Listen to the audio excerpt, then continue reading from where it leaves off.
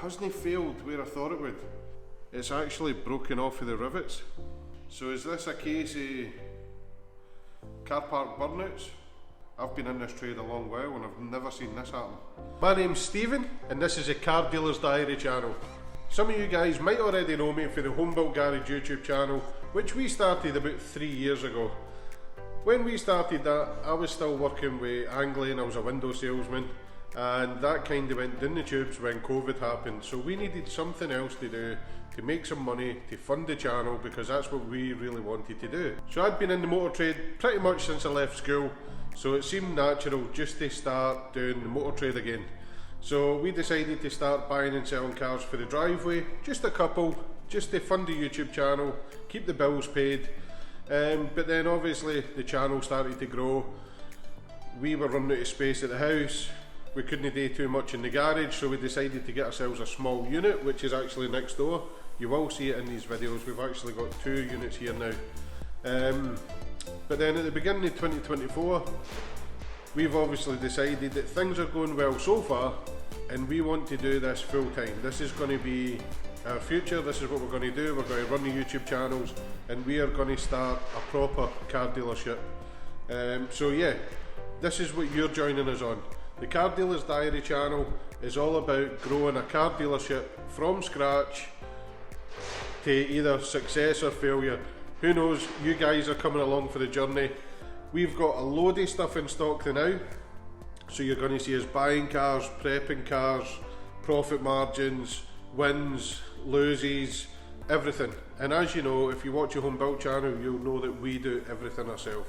I do paint work, I do body work, I've done so much in the motor trade. I am able to do it all myself, which is actually probably a massive benefit for anybody starting a car dealership. So I'm able to look after every single part of it myself, even up to the dreaded warranty. Right, so while we're on the subject of warranty claims, it's time to get the clutch done in this little Fiesta. Now obviously, doing a clutch on a car isn't the cheapest process, and for guys like James at Chop's Garage and things like that, you would normally have to send that out to a garage to get done, and that might cost you in the region of £400–500. The benefit I've got is I can do all of this myself. I'm in a position where I know how to do it, I can get the parts, I've got all the equipment, so this is going to cost me far less. So rather than putting like a warranty-wise warranty on or anything like that, I can do my own warranty work, and it actually saves me a fortune throughout the year on warranty claims. So let's get stuck into this. The Fiesta is fairly straightforward. This is a good old Z-Tech engine. It's basically battery out, airbox out, access the top. We'll get it up on jacks, quickly whip the box out, and then I'll show you the old clutch.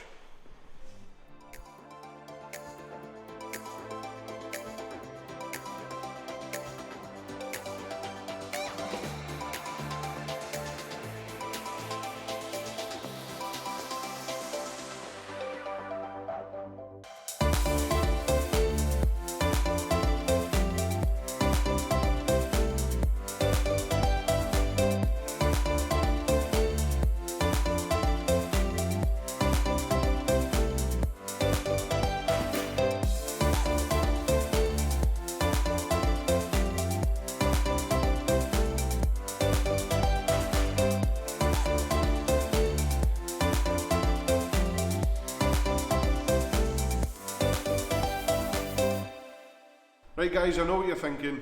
99.9% of warranty companies won't entertain a clutch as a warranty claim. But when I sold this car, it did have a slightly noisy release bearing, which you can still hear, but it hasn't failed yet. And I did do a deal with the guy and say that if this release bearing failed within the warranty period, I would put a new clutch in it. And the reason for that is because the guy was a new driver. So I wanted him to get used to the car first before putting a new clutch in it and ruining a new clutch. So now we're here, the clutch has failed, but it hasn't failed where I thought it would. I thought this was going to be the failure point with this being noisy, but this is still intact. This is one I've not really seen before. The clutch plate, the friction plate's still got a bit of wear on it, so the clutch wasn't slipping. What's actually happened is the pressure plate's shattered. So where it connects onto the springs here, where it's riveted on here, it's actually broken off of the rivets. Now, there's no major signs of it slipping or anything either. So what's actually happened to this clutch? The release bearing didn't fail. The clutch wasn't slipping. So is this a case of car park burnouts and the clutch has failed then? Or has he been a wee bit harsh on it with being a new driver? Or has this just happened? Has anybody seen this happen before? I've been in this trade a long while and I've never seen this happen. So jump in the comments guys, let us know if you've seen this before or experienced anything like that, let me know. But yeah, that's why we're putting a clutch in it. I've got the new clutch here, gearbox is in, so it's time to get everything cleaned up, put all of this back in reverse order. We'll may as well do a gearbox oil change while we're here because I've drained the old fluid out.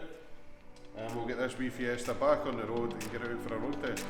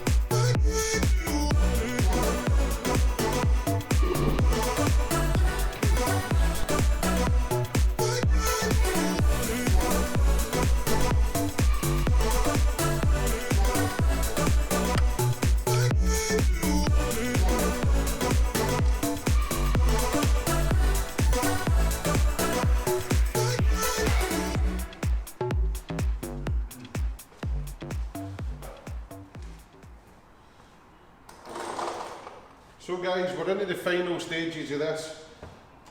Clutch is in, gearbox is back in, I've bled the clutch, all the gear cables are back on, drive shafts are back in. I've also replaced the gearbox fluid while I was here, may as well do it because I drained it, so nice fresh gear oil in there. One of the last jobs is to fit the air filter back on, drop it down, torque the wheels and the hub bolts, and then we can take this out for a road test and call it done.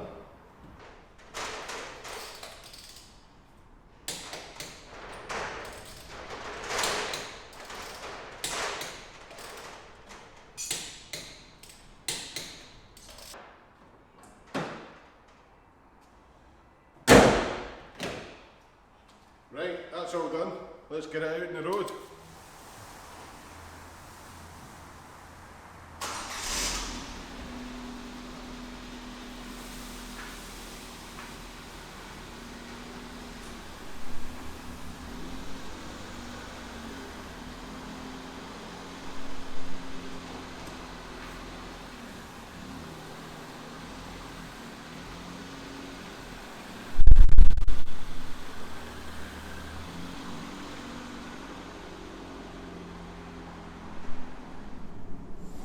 Right guys, drove at the workshop alright.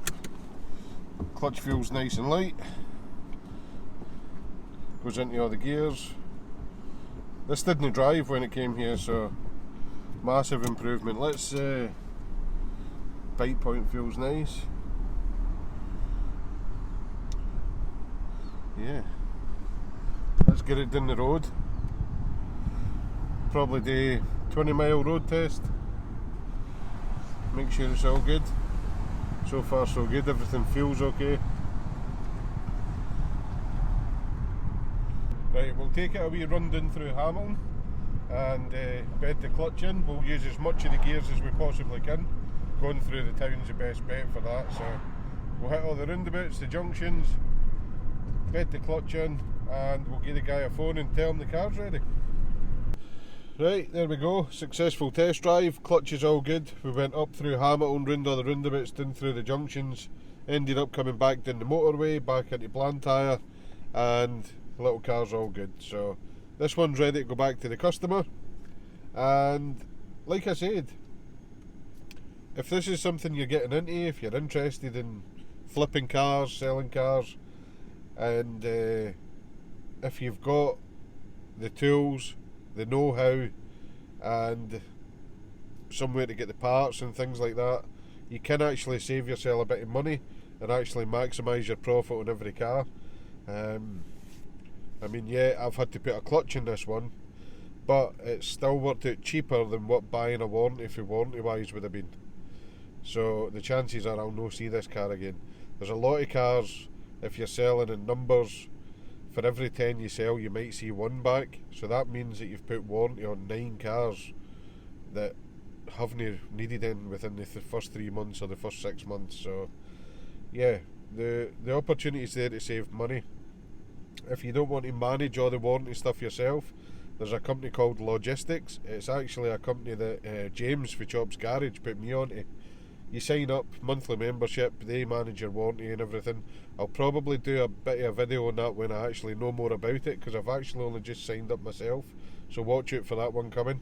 But it seems to be a great monthly subscription package that really helps used car dealers, so I'm up for that. We'll give that a go, we'll see how that works out. But as for now, that's the best advice I can give you. If you've got the ability, save the money, cover your own warranties, because the chances are you'll only see one out of every few that you do. So yeah, obviously if it's going further afield, if it's a local sale, look after it. If it's going like a couple of 100 miles away, put a warranty on it, or another warranty company, AutoGuard or something like that, because you don't want the customer to have to come all the way back to you to have work done. So yeah, if it's further away, do that. But as for now, we'll probably wrap this video up here. Like I said, if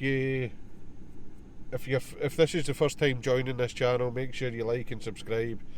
It is going to be mainly the business side of things, mainly the flipping cars and things like that. If you're interested in the projects, the fun stuff, the DIY stuff, check out the Home Built Garage channel. I'll leave a link to that in the description. You can subscribe to that as well. We do weekly content on there. But once again, thanks again for watching, and I look forward to seeing you on the next one.